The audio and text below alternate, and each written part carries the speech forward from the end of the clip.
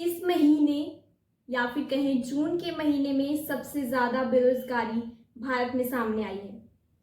कारण जानते हैं कि आखिर इसके पीछे क्या कारण है कि भारत में जून के महीने में बेरोजगारी सबसे चरम पर है। CMI एक निजी कंपनी जिसने ये आंकड़े जारी किए गए हैं, किस तरीके से बेरोजगारी भारत में बढ़ती जा रही है, इसके पीछे के आखिर कारण क्या है। सरकार से जब सवाल पूछे जाते हैं तो उनका ये कहना होता है कि ये आंकड़े गलत हैं, इनकी जांच की जाएगी, क्योंकि सरकार के कुछ अलग ही आंकड़े होते हैं बेरोजगारी को लेकर। सबसे बड़ा कारण है कि इस साल बेरोजगारी इसलिए बढ़ी क्योंकि कोई भी भर्ती नहीं निकली। कई 2.5 लाख युवा हैं जो एटस्टेट पास हो चुके हैं, तो वहीं कुछ 50,000 ऐसे शिक्षक हैं जो खाली बैठे हैं।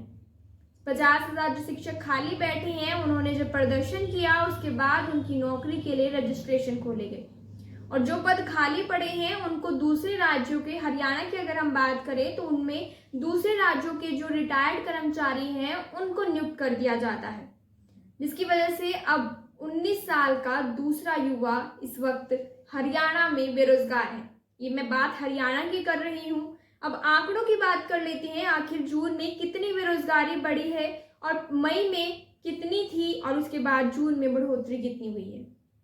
बात करें आंकड़ों की तो 7.12% थी, जो कि बढ़कर 7.80% हो गई है। तो वहीं मई में 24.8% थी, जो बढ़कर जून में 30.8% हो गई है।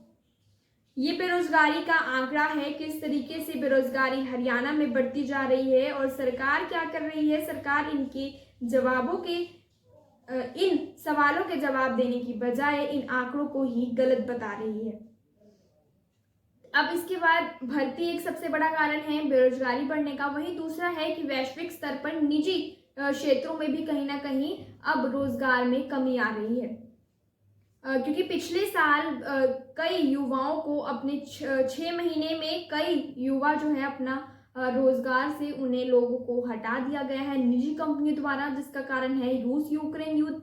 दूसरा कारण है बिजली संकट, जिससे मैन्युफैक्चरिंग प्रभावित हुआ। तो वहीं तीसरा कारण है कि रुपया जिस दर से गिर रहा है वो कहीं ना कहीं एक बड़ा कारण बेरोजगारी में सामने आ रहा है। सरकार को इसके जवाब किस तरीके से देने हैं और किस तरीके से इसका हल निकालना है वो सरकार अच्छी और भली भांति जानती है, लेकिन वो मुकर रही है और कहीं ना कहीं इससे अपना पीछा छुटा रही है, क्योंकि हरियाणा बेरोजगारी में कहीं पिछले कई सालों से आगे आ रहा है, अव्वल पर नजर आ रहा है। और 2016 में ये सबसे ज्यादा बेरोजगारी 2016 के बाद अब 2022 के जून में नजर आ रही है।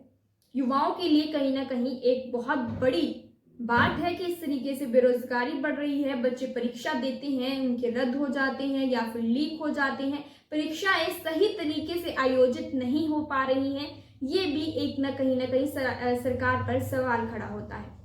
आपकी इस पर क्या कुछ राय है, कमेंट करके जरूर बताइएगा। और इस पेज पर अगर आप नए हैं तो इसे फॉलो करना और सब्सक्राइब करना मत भूलिएगा।